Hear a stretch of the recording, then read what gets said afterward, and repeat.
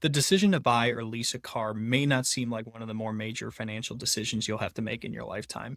But when you think about the number of cars you will have to drive throughout your life, it's important to think about the pros and cons of buying a car versus leasing one. I think the first inclination people have is to own something rather than to rent it. But the difference between buying a home versus buying a car is you build up equity into your home every year that you use it. And many times you can sell that home for a higher value when you reach retirement. When you buy a car, you immediately start to depreciate that asset when you drive it off the lot. And every year that you use it, you will sell it for less than what you initially bought it for.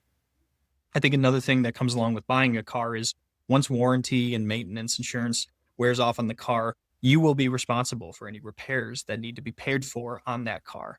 With that being said, why are so many people continuing to buy a car versus leasing one?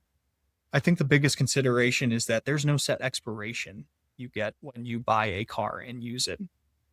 Leasing a car can be better financially for some people, but there are restrictions that come along with leasing a car. There may be restrictions on the amount of miles you're allowed to put on the car.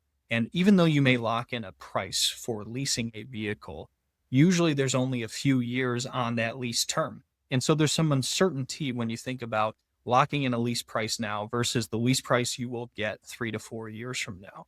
So when you start thinking about should I buy or should I lease, I don't think you should be cemented in what your decision will be for your entire life. I think it may change as your life goes along, but you want to think about how much is this going to cost me to buy versus lease?